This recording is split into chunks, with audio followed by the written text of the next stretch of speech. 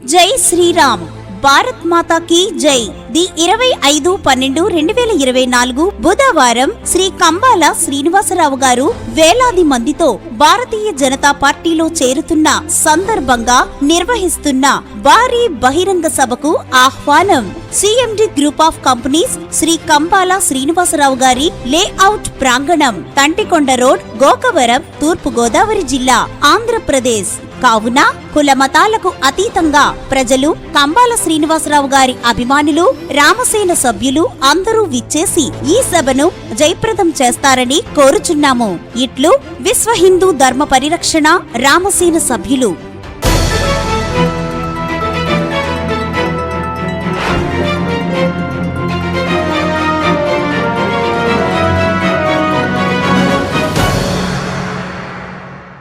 NNTV Telugu news కి స్వాగతం. ప్రేక్షకులకు క్రిస్మస్ శుభాకాంక్షలు. ముందుగా హెడ్లైన్స్ చూద్దాం.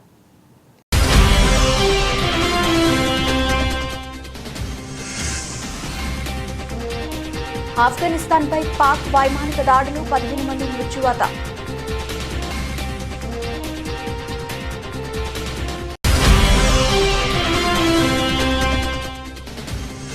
వాజ్పేయి శత జయంతి కానుకగా ప్రధాని కీలక నిర్ణయం, నదుల అనుసంధానానికి మోదీ శ్రీకారం.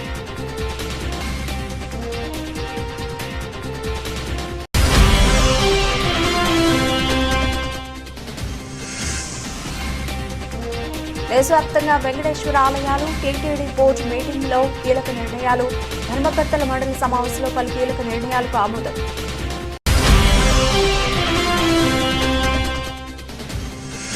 పూరగుడిసె ఉన్నోళ్లకే తొలి విడత ఇళ్లు, ఇంద్రమ్మ ఇళ్లపై మంత్రి పొంగులేటి ఆసక్తికర వ్యాఖ్యలు.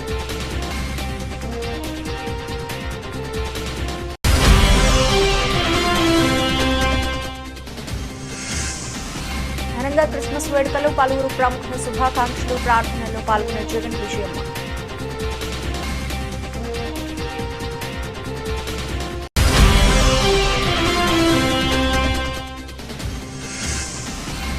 మహిళల అండర్-19 T20 ప్రపంచ కప్ భారత జట్టు ప్రకటన, 3 తెలుగు అమ్మాయిలకు చోటు.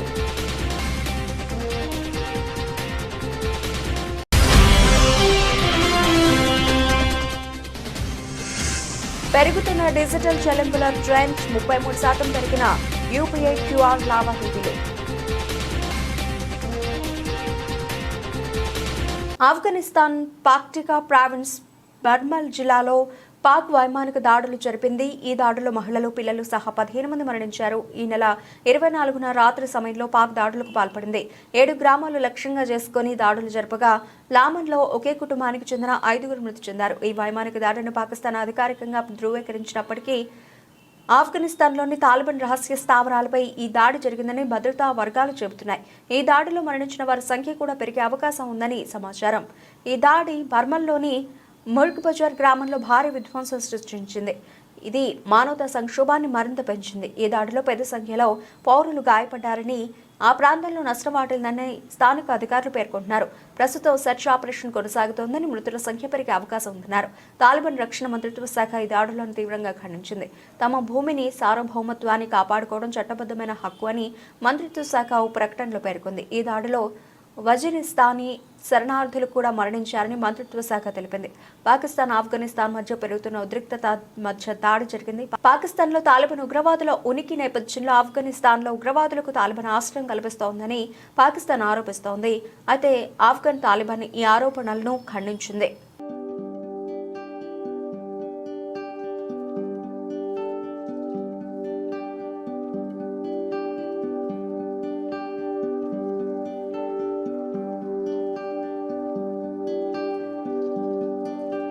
మాజీ ప్రధాని అటల్ బిహారీ వాజ్పేయి 100వ జన్మదినం సందర్భంగా భారత ప్రధాని నరేంద్ర మోదీ పలు కీలక ప్రాజెక్టులకు శంకుస్థాపన చేయనున్నారు. దేశవ్యాప్తంగా నీటి వనరులను పూర్తి స్థాయిలో సద్వినియోగం చేసుకుంటూ నీటి కొరతను తీర్చే బృహత్తర కార్యక్రమం నదుల అనుసంధానంలో భాగమైన can Betwa river interlinking project నిర్మాణం కోసం మధ్యప్రదేశ్లోని ఖుజరహోలో ప్రధాని మోదీ శంకుస్థాపన చేయనున్నారు. దీంతో పాటు Omkareshwar floating solar project, Vajpayee స్మారకార్థం ప్రత్యేక స్టాంప్, నాణం విడుదల వంటి కార్యక్రమాలను కూడా మోదీ చేపట్టనున్నారు. దేశవ్యాప్తంగా నదుల్లో నీటి లభ్యత వినియోగంలో తీవ్ర వ్యత్యాసాలు ఉన్నాయన్నారు. కొన్ని నదుల్లో నీటి లభ్యత తక్కువగా ఉండి దానిపై ఆధారపడే ప్రజలు ఎక్కువ సంఖ్యలో ఉంటున్నారు. కొన్ని నదుల్లో నీరు వృధాగా సముద్రంలో కలిసిపోతోంది. ఈ పరిస్థితిని చక్కదిద్దే ఏకైక మార్గం నదుల అనుసంధానమేనని మాజీ ప్రధాని అటల్ బిహారీ వాజ్పేయి పలు సందర్భాల్లో తెలిపారు. ఆయన ప్రధానిగా ఉన్న సమయంలో దీనిపై సమగ్ర అధ్యయనం కూడా చేయించారు. ఆయన కలలుగన్న ఈ ప్రాజెక్టును నిజం చేసేందుకు నేడు ప్రధాని మోదీ నడుం బిగించారు. ఇందులో భాగంగా ప్రధాని మోదీ మధ్యాహ్నం 12:30 ఖజురహో చేరుకొని కెన్-బెత్వా నదుల అనుసంధానం ప్రాజెక్టుకు శంకుస్థాపనతో పాటు పలు ఇతర కార్యక్రమాల్లో పాల్గొంటారు. అనంతరం మధ్యాహ్నం 2:20 ఢిల్లీకి బయలుదేరతారు. ఈ కార్యక్రమంలో మధ్యప్రదేశ్ గవర్నర్ మంగుభాయ్ పటేల్, ముఖ్యమంత్రి డాక్టర్ మోహన్ యాదవ్, కేంద్ర జలశక్తి మంత్రి సిఆర్ పాటిల్ కూడా హాజరు కానున్నారు.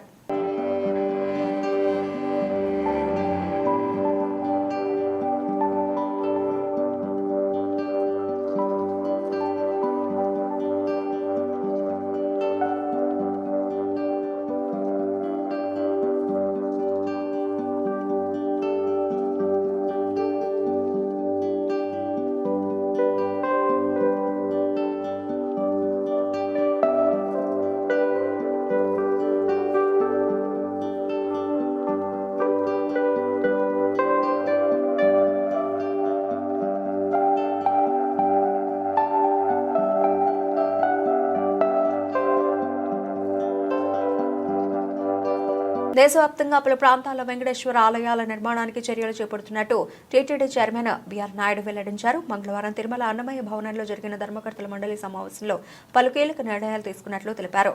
స్విమ్స్ దవాఖానాల్లో మెరుగైన వైద్య సేవలు, జాతీయ హోదా కోసం కేంద్ర ప్రభుత్వానికి సిఫార్సు, కాలినడక భక్తులకు వైద్య సేవలు, క్యాంటీన్ల నిర్వహణకు నూతన విధానం, అన్నప్రసాదాలకు 258 మంది సిబ్బంది, కంచి కామకోటి పీఠం సంప్రదాయ పాఠశాలకు ఎస్వి విద్యాదాన ట్రస్ట్ నుంచి 2 కోట్ల రూపాయల ఆర్థిక సాయం, సర్వదర్శనం క్యూ లైన్లలో 3.36 కోట్ల రూపాయలతో 6 టాయిలెట్ బ్లాకుల నిర్మాణం, ఒంటిమిట్ట కోదండ రామాలయం విమాన గోపురానికి 43 లక్షల రూపాయలతో బంగారు కలశం ఏర్పాటుకు నిర్ణయించినట్లు వివరించారు. స్వామివారి అన్నప్రసాదానికి సూర్య పవన్ కుమార్ అనే భక్తుడు టీటీడీ ట్రస్టుకు 1,10,116 రూపాయలు విరాళంగా అందించారు. ఈ మేరకు ఆలయ ఈవో శ్యామలరావు, అదనపు ఈవో సిహెచ్ వెంకయ్య చౌదరికి డీడీని అందజేశారు. ఈ సందర్భంగా వారు దాతను అభినందించారు. సోమవారం స్వామివారిని 65,656 మంది భక్తులు దర్శించుకున్నట్టు ఆలయ అధికారులు వెల్లడించారు. స్వామివారికి 4.15 కోట్ల రూపాయల ఆదాయం సమకూరినట్టు తెలిపారు. భక్తుల దర్శనానికి కసరత్తు జరుగుతోందన్నారు టీటీడీ చైర్మన్ బిఆర్ నాయుడు. ఇంకా 2-3 నెలలు సమయం పట్టొచ్చన్నారు. ఇటు వైకుంఠ ద్వార దర్శనానికి ముమ్మర ఏర్పాట్లు జరుగుతున్నట్లు చెప్పారు. గౌరవ ముఖ్యమంత్రి వర్యులు శ్రీ నారా చంద్రబాబు నాయుడు గారు టీటీడీ యాక్టివిటీస్ ఇంటర్నేషనల్ గా తీసుకువెళ్ళాలి, ప్రపంచ స్థాయిలో అనేక దేశాల్లో మనము టీటీడీ దేవాలయాలు, టీటీడీ యాక్టివిటీస్ చేయాల్సిన అవసరం ఉంది. కానీ ఏదన్నా మనము దేశంలో ఏమన్నా యాక్టివిటీ చెకప్ చేసినట్లు లేకపోతే దేవాలయాన్ని కట్టినప్పుడు అక్కడ ఉన్న ఆర్థిక పరిస్థితులు అవన్నీ కూడా మనము టీటీడీ మీద ఏం భారం పడుతుంది, ఏమిటి ఫీజిబిలిటీ ఏంటి, ఇవన్నీ కూడా చూసుకోవాల్సిన అవసరం ఉంది. దానికి మార్గదర్శకాలు ప్రిపేర్ చేయమని చెప్పేసి ముఖ్యమంత్రి గారు చెప్పడం జరిగింది. దాని ప్రకారం ఒక కమిటీ వేసి ఆ కమిటీ ద్వారా ఏ విధంగా చేయాలి, గైడ్ లైన్స్ చేయాలి అనేది కూడా చెప్పడం జరిగింది. దాని ప్రకారం ఒక కమిటీని వేయడానికి కూడా ఈరోజు బోర్డులో అప్రూవల్ చేయడం జరిగింది. ప్రతి స్టేట్ హెడ్ క్వార్టర్ లో కూడా టీటీడీ వెంకటేశ్వర స్వామి దేవాలయం ఉండాలనేది కూడా వారి డైరెక్షన్. సో దాని ప్రకారం కూడా స్విమ్స్ అనేది టీటీడీ కింద ఉన్న సూపర్ స్పెషాలిటీ హాస్పిటల్, టీటీడీ నిర్వహిస్తున్న ఒక సూపర్ స్పెషాలిటీ హాస్పిటల్. దీనికి జాతీయ హోదా తీసుకురావడానికి, జాతీయ హోదా కోసం కేంద్ర ప్రభుత్వానికి ఒక రిజల్యూషన్ పంపించి దాని మీద మనం పర్సూ చేయాలి. కేంద్ర ప్రభుత్వాన్ని రాష్ట్ర ప్రభుత్వం ద్వారా మనము ఒక విజ్ఞప్తి పంపించాలనేది కూడా ఒక నిర్ణయం చేయడం జరిగింది. ఇన్స్టిట్యూట్ ఆఫ్ నేషనల్ ఇంపార్టెన్స్ అని అంటారు. సో ఈ స్కీమ్ ద్వారా వెళితే మనం చేస్తున్న చారిటబుల్ యాక్టివిటీస్ ఏమైతే ఉన్నాయో, మనం పేద ప్రజలకు అందిస్తున్న సేవలు ఏవైతే ఇస్తున్నామో అవన్నీ కూడా కేంద్ర ప్రభుత్వం నుంచి వస్తున్న ఆర్థిక సహాయంతో ఇంకా బాగా చేయడానికి మనకు అవకాశం ఉంది. దానికోసం అనేది ఆ ప్రపోజల్స్ పంపించాలనేది. ఇంటి జాగా ఉండి పూరి గుడిసెలు కచ్చే ఇండ్లు ఉన్నవారికే తొలి విడత ఇందిరమ్మ ఇళ్లను మంజూరు చేస్తామని గృహ నిర్మాణ శాఖ మంత్రి పొంగులేటి శ్రీనివాసరెడ్డి వెల్లడించారు. వికలాంగులు, వితంతువులు తదితర నిరుపేదలకు మాత్రమే తొలి విడతలో ప్రాధాన్యం ఇస్తామని తెలిపారు. హైదరాబాద్ లో మంగళవారం గృహ నిర్మాణ సంస్థ అధికారులతో సమీక్ష నిర్వహించిన అనంతరం మంత్రి మీడియాతో మాట్లాడారు. కేంద్ర ప్రభుత్వ ఆర్థిక సాయంతో ఇందిరమ్మ ఇళ్ల పథకాన్ని అమలు చేస్తున్నట్లు పేర్కొన్నారు. కేంద్ర ప్రభుత్వం బ్రాండింగ్ వేసేందుకు తమకు ఎటువంటి భేషజాలు లేవని తెలిపారు. కేంద్రం యాప్ ద్వారా ఎంపిక కాని నిరుపేదలు ఎవరైనా ఉంటే వారికి రాష్ట్ర ప్రభుత్వం తరఫున ఇళ్లు మంజూరు చేస్తామని భరోసా ఇచ్చారు. ఇళ్ల మంజూరు కోసం 80 లక్షల దరఖాస్తులు వచ్చాయని, శాస్త్రీయ పద్ధతిలో అత్యంత పారదర్శకంగా లబ్ధిదారుల ఎంపిక జరుగుతుందని తెలిపారు. ఇప్పటి వరకు 32 లక్షల దరఖాస్తుదారుల వివరాలను సేకరించగా తొలి విడతలో 4.5 లక్షల ఇళ్లు నిర్మించనున్నట్లు తెలిపారు. వచ్చే 4 గంటలలో 20 లక్షల ఇళ్లు మంజూరు చేస్తామని హామీ ఇచ్చారు.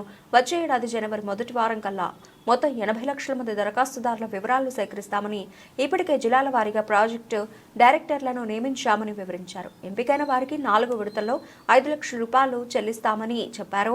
అలాగే లబ్ధిదారుల ఎంపికకు సంబంధించిన విధి విధానాలను త్వరలోనే వెల్లడిస్తామని, ఫిర్యాదుల స్వీకరణకు 1-2 రోజుల్లో వెబ్సైట్ను ప్రారంభిస్తామని, త్వరలో టోల్ ఫ్రీ నెంబర్ను కూడా అందుబాటులోకి తెస్తామని తెలిపారు. గతంలో నిర్మాణం చేపట్టి అసంపూర్తిగా ఉన్న ఇళ్లను కూడా పూర్తి చేస్తామని అన్నారు. ఇల్లు పొందేందుకు రేషన్ కార్డుతో పని లేదని, యాప్లో నమోదు చేసిన వివరాలు గ్రామ సభల ఆధారంగా లబ్ధిదారుల ఎంపిక జరుగుతుందని అన్నారు. దీన్ని లాంగ్ విజన్తో పర్ఫెక్ట్ గా బెనిఫిషరీని ఐడెంటిఫై చేయడం కోసం ఈ యాప్ని ఏర్పాటు చేసి కేంద్ర ప్రభుత్వం నుంచి, అది అర్బన్ కావచ్చు, రూరల్ కావచ్చు, ఆ అమౌంట్ తక్కువ కావచ్చు, వారు ఏ రకమైన కోరికలు కోరినా ఆ కోరికల్లో ఫిట్ అయ్యే విధంగా ఈ యాప్ ద్వారా ఎలిజిబుల్ అయ్యే వాళ్ళని మనం కట్టించే వాటిలలో ఆ కేంద్ర ప్రభుత్వం నుంచి వచ్చే నిధులను కూడా ₹1 కూడా మిస్ కాకుండా, వాళ్ళ బ్రాండింగ్ కావాలన్నా కూడా ఈ రాష్ట్ర ప్రభుత్వము బేషరతుగా యాక్సెప్ట్ చేసి దాంట్లో ఫిట్ అయ్యే కాన్సెప్ట్స్ అన్నిటినీ ఈ యాప్లో ఇన్కార్పొరేట్ చేసి, ఈ యాప్తో ఇప్పటికీ 32 లక్షల మంది పూర్తయింది. ఈ నెలాఖరికి మ్యాక్సిమం 75-80% కంప్లీట్ అవుతుంది. ఇదే టెంపోలో 4th, 5th కల్లా, జనవరి 4th, 5th కల్లా నాకు తెలిసి టోటల్ 80 లక్షల మంది డేటా రాష్ట్ర ప్రభుత్వం ఎవరైతే ఇళ్లు కావాలని అడిగారో వాళ్ళందరి డేటా ఈ రాష్ట్ర ప్రభుత్వం దగ్గరకు చేరటం జరుగుద్ది. దానిని యుద్ధ ప్రాతిపదికంగా బెనిఫిషరీస్ ని ఫస్ట్ 4.5 లక్షలని poor of the poor identify చేస్తాం. కేంద్ర ప్రభుత్వం నుంచి ఎక్కడైనా ఎలిజిబుల్ ఉన్నోళ్ళు మిస్ అయినా, వాళ్ళు రిజెక్ట్ చేసినా, రాష్ట్ర ప్రభుత్వం నుంచి కేంద్ర ప్రభుత్వం ఇలేదు కాబట్టి వాళ్ళు ఇస్తానన్న 70,000 రూపాయలు, 1,50,000 అని మేము చేతులు దులుపుకోకుండా, ఎలిజిబుల్ ఉన్న వాళ్ళు ఏ కారణం చేతైనా కేంద్ర ప్రభుత్వం రిజెక్ట్ చేసినా రాష్ట్ర ప్రభుత్వం నుంచి 5 లక్షల రూపాయలు ఇస్తామన్న అమౌంట్ పర్ఫెక్ట్ గా 4 విడతల్లో ఈ ప్రభుత్వం ఇయ్యటానికి గౌరవ ముఖ్యమంత్రి రేవంత్ రెడ్డి గారు ఆల్రెడీ సూచనలు ఇవ్వటం జరిగింది. దీంతో పాటు ఇది 4 విడతలుగా పేమెంట్ ఇస్తున్నాము, అనేక పర్యాయాలుగా చెప్పాము. సొంత స్థలము ఉన్న వాళ్ళకి తక్కువలో తక్కువ 400 చదరపు అడుగులు ఇల్లు కట్టుకోవాలి. దాంట్లో ఒక బాత్రూము, ఒక కిచెను ఉండాలి. డిజైన్ అంటూ ప్రభుత్వం ఏమీ నిర్ణయించలేదు. 400 చదరపు అడుగుల కంటే వారి ఆర్థిక స్తోమత బాగుంటే ఎక్కువ కట్టుకున్నా ప్రభుత్వానికి ఏ రకమైన అభ్యంతరం లేదు.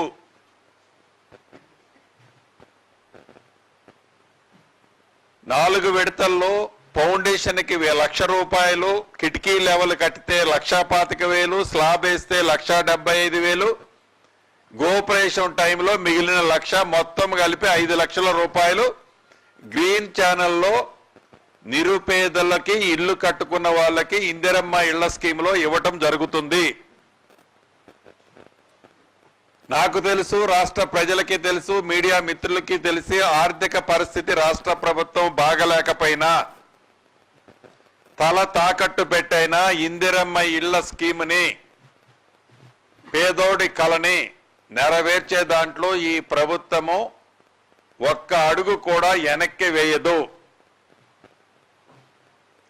ఇందిరమ్మ కమిటీలు ఏవైతే ఉన్నాయో గ్రామ సభ పెట్టినప్పుడు ఎలిజిబుల్ ఉన్నోళ్ళని ఐడెంటిఫై చేసే దాంట్లో పూర్ ఆఫ్ ది పూర్ పీపుల్నే ఐడెంటిఫై చేసుకోవాలి.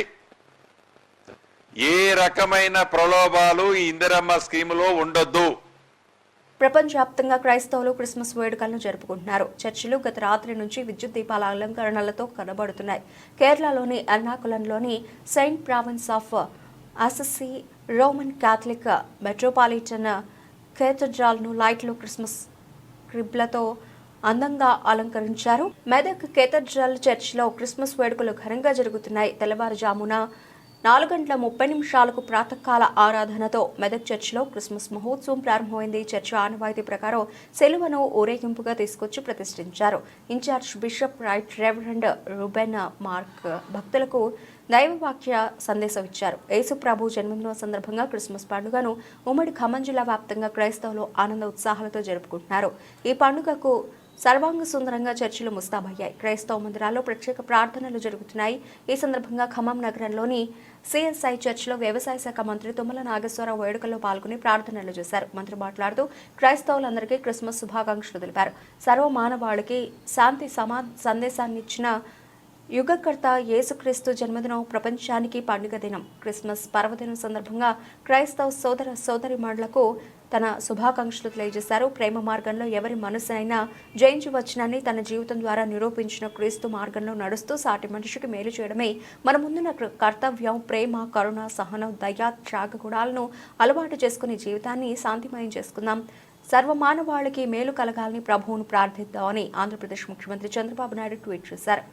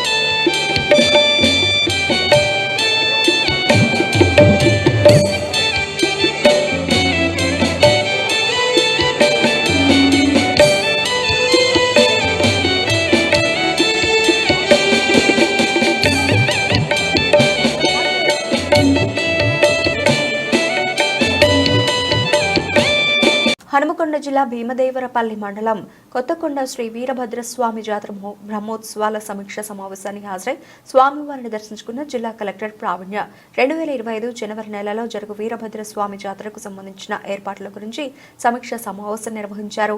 ఈ కార్యక్రమానికి ముఖ్య అతిథిగా జిల్లా కలెక్టర్ ప్రావీణ్య పాల్గొన్నారు. మీటింగ్ వచ్చిన అన్ని శాఖల అధికారులతో గత జాతర సమయంలో ఎదురైన సమస్యలను అడిగి వారి సూచనలు తెలుసుకున్నారు. కలెక్టర్ మాట్లాడుతూ అన్ని శాఖల అధికారులు సమన్వయంతో కలిసి పనిచేయాలని, భక్తులకు ఎలాంటి ఇబ్బంది లేకుండా తగు జాగ్రత్తలు తీసుకోవాలని సూచించారు.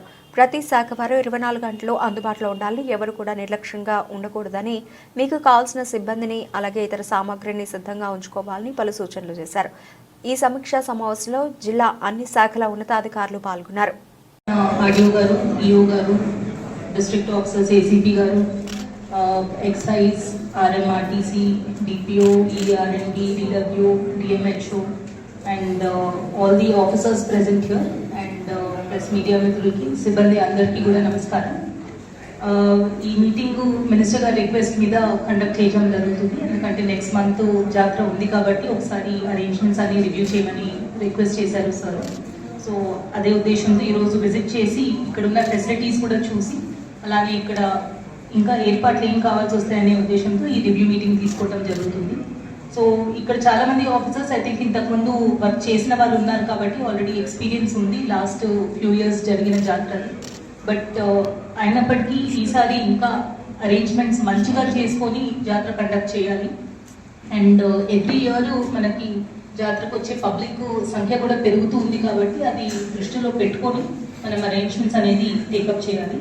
ఫస్ట్ అండ్ ఫార్మోస్ట్ మా సైడ్ నుంచి రిక్వెస్ట్ ఆర్డీఓ గారు కలెక్టరేట్తో కోఆర్డినేట్ చేసుకొని ప్రొసీడింగ్స్ ఒకటి ఈరోజు మీటింగ్ది డ్యూటీ ఆర్డర్స్ ప్రొసీడింగ్స్ ఒకటి ఇష్యూ చేయండి.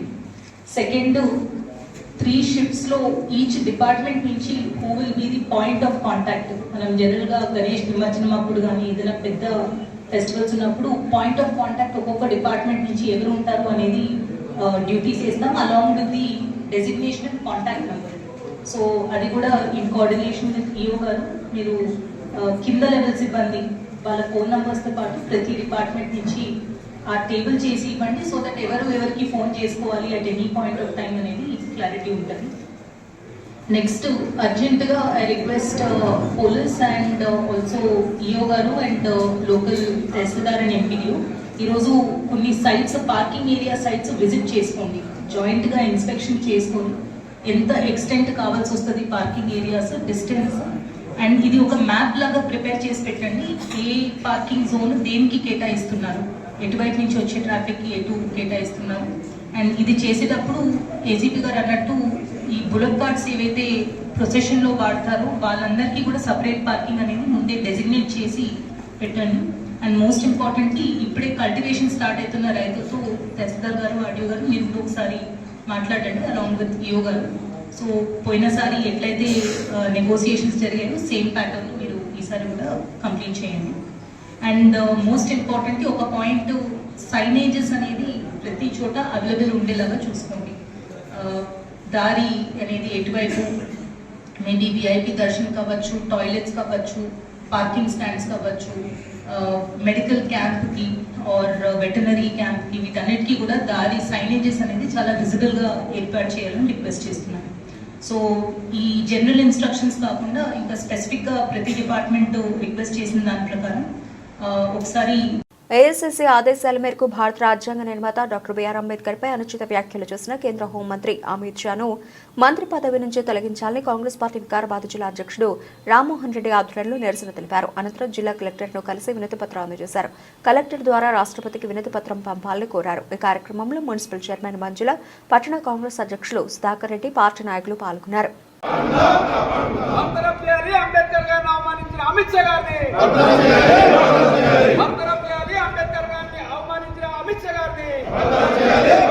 ఖమ్మం జిల్లా వైరా మండలం స్నానాల లక్ష్మీపురం గ్రామంలో డిప్యూటీ సీఎం మల్లుభట్టి విక్రమార్క పర్యటించారు. శ్రీరామలింగేశ్వర స్వామి దేవస్థానం ఆవరణలో నిర్మాణం చేపట్టిన పలు అభివృద్ధి పనులను పరిశీలించిన deputy CM Bhatti Vikramarka MLA Maloth Ramdas Naik అభివృద్ధి పనులను వేగవంతంగా పూర్తి చేయాలని అధికారులను భట్టి విక్రమార్క ఆదేశించారు.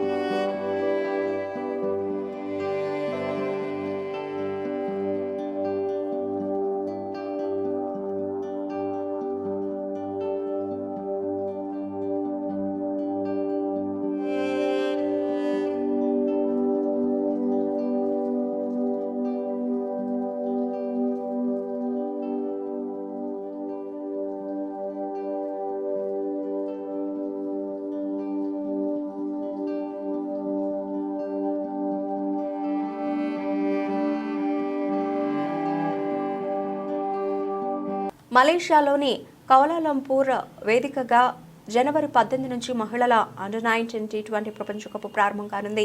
ఈ నేపథ్యంలో ఈ టోర్నీలో పాల్గొనే భారత జట్టును సెలెక్టర్లు ఎంపిక చేశారు. 15 మందితో కూడిన జట్టును ప్రకటించారు. ఈ జట్టుకు నికీ ప్రసాద్ కెప్టెన్గా వ్యవహరించనుండగా సానికా చల్కే వైస్ కెప్టెన్గా బాధ్యతలు నిర్వహించనున్నారు. 15 మంది సభ్యులు గల బృందంలో 3 తెలుగు అమ్మాయిలకు చోటు దక్కింది. హైదరాబాద్కు చెందిన గొంగడి త్రిష, కేసరి ధృతితో పాటు విశాఖపట్నంకు చెందిన షబ్నంలో మహిళల అండర్-19 ఆసియా కప్ క్రికెట్ టోర్నీలో మొత్తం 16 జట్లు పాల్గొననున్నాయి. 4 స్లాట్ల చొప్పున 4 గ్రూపులుగా విభజించనున్నారు. ప్రతి గ్రూపులో తొలి 3 స్థానాల్లో నిలిచిన జట్లు సూపర్ 6 దశకు చేరుకుంటాయి. 12 జట్లు సూపర్ 6కు చేరుకోగా వాటిని 2 గ్రూపులుగా విభజిస్తారు. 2 గ్రూపుల్లో టాప్ 2గా నిలిచిన జట్లు సెమీస్కు చేరుకుంటాయి. జనవరి 18 నుంచి ఫిబ్రవరి 2 వరకు టోర్నీ జరగనుంది. నికీ ప్రసాద్ సానిక చాల్కే, గొంగడి త్రిష, కమలిని, భవిక అహిరే, ఈశ్వరి అవసరే, మిథిలా వినోద్, జోషిత విజయ్, సోనం యాదవ్, పర్ణికా సిసోడియా, కేసర్ ధృతి, ఆయుషి శుక్లా, ఆనందిత కిషోర్, షబ్నం, వైష్ణవి ఎస్ తదితరులు పాల్గొన్నారు.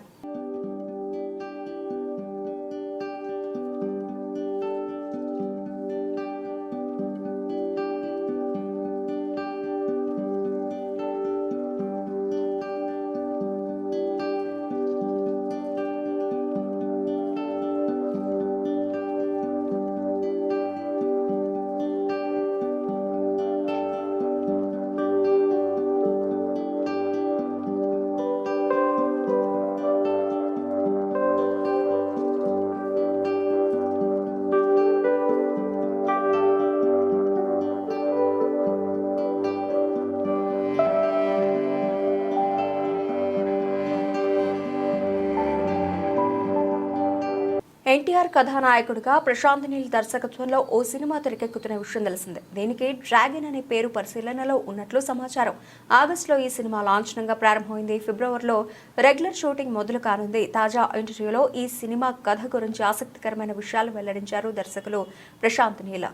పీరియాడిక్ కథాంశంలో ఈ చిత్రాన్ని తెరకెక్కించబోతున్నామని, ఇందులో బంగ్లాదేశ్లో కష్టాలు అనుభవిస్తున్న తెలుగు వలసదారులను రక్షించే పోరాట యోధుడిగా ఎన్టీఆర్ అత్యంత శక్తివంతమైన పాత్రలో కనిపిస్తారని, ఇంటెన్స్ యాక్షన్ థ్రిల్లర్గా ప్రేక్షకుల్ని మెప్పిస్తుందని తెలిపారు. సోషల్ మీడియాలో ప్రచారం జరుగుతున్నట్లు మైథలాజికల్ టచ్ ఉన్న యాక్షన్ సినిమా కాదని ప్రశాంత్ నీల్ స్పష్టతనిచ్చారు. ఈ సినిమా కన్నడ భామ రుక్మిణి వసంత్ కథానాయికగా నటించే అవకాశం ఉందని వార్తలు వస్తున్నాయి. మైత్రి మూవీ మేకర్స్, ఎన్టీఆర్ ఆర్ట్స్ సంయుక్తంగా ఈ చిత్రాన్ని నిర్మిస్తున్నాయి. ప్రస్తుతం హిందీ మల్టీ స్టారర్ వార్ 2తో బిజీగా ఉన్నారు ఎన్టీఆర్. ఈ సినిమా అనంతరం ఆయన డ్రాగన్ షూట్లో జాయిన్ అవుతారు.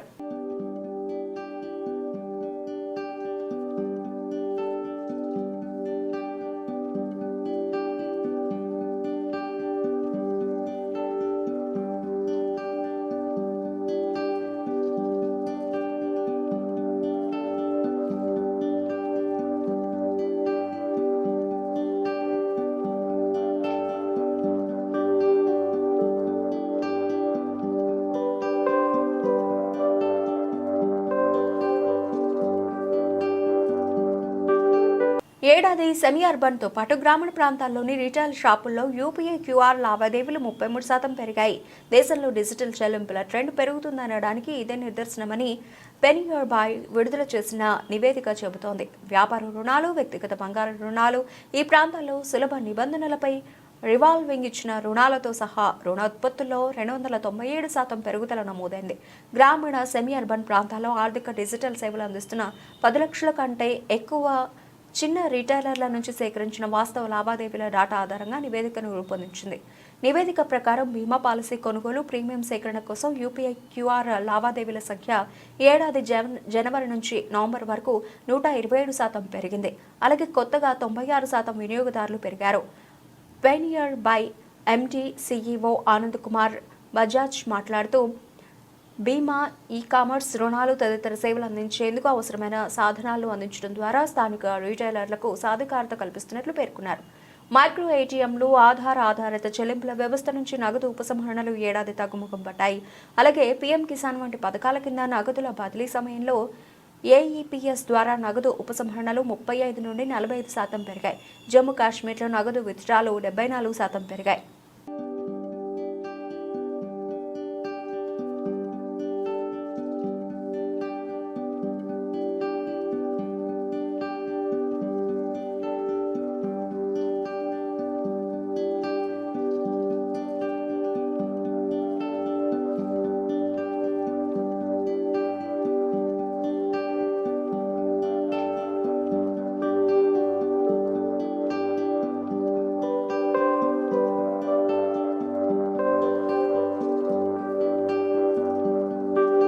బులెటిన్ ముగించే ముందు హెడ్లైన్స్ మరోసారి.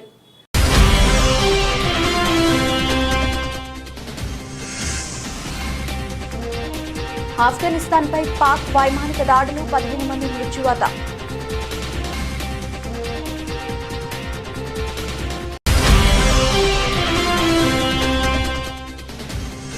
వాజ్పేయి శత జయంతి కానుకగా ప్రధాని కీలక నిర్ణయం. నదుల అనుసంధానానికి మోదీ శ్రీకారం.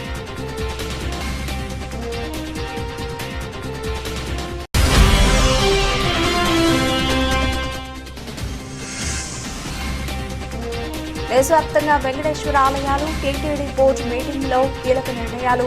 ధర్మకర్తల మండలి సమావేశంలో పలు కీలక నిర్ణయాలకు ఆమోదం.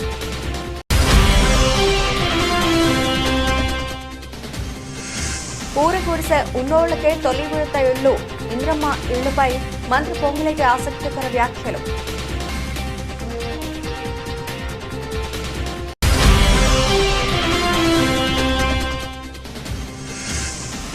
ఘనంగా క్రిస్మస్ వేడుకలు. పలువురు ప్రముఖుల శుభాకాంక్షలు. ప్రార్థనల్లో పాల్గొన్న జగన్ విజయమ్మ.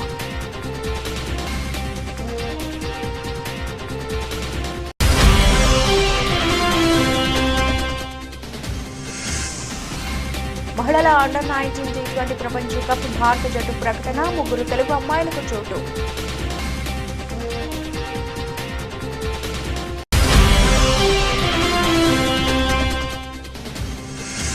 పెరుగుతున్న డిజిటల్ చెల్లింపుల ట్రెండ్. 33% పెరిగిన యూపీఐ క్యూఆర్ లావాదేవీలు. ఇవి ఇప్పటివరకు నవలసిన updates. Keep watching.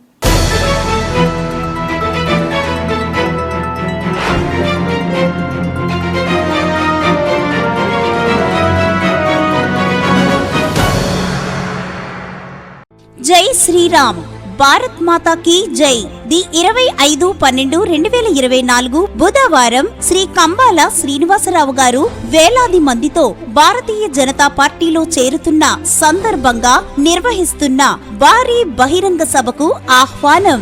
CMD group of companies Shri Kambala Srinivasarao గారి లేఅవుట్ ప్రాంగణం, తంటికొండ రోడ్, గోకవరం, తూర్పు గోదావరి జిల్లా, ఆంధ్రప్రదేశ్. కావున కుల మతాలకు అతీతంగా ప్రజలు, కంబాల శ్రీనివాసరావు గారి అభిమానులు, రామసేన సభ్యులు అందరూ విచ్చేసి ఈ సభను జయప్రదం చేస్తారని కోరుచున్నాము. ఇట్లు విశ్వ హిందూ ధర్మ పరిరక్షణ రామసేన సభ్యులు.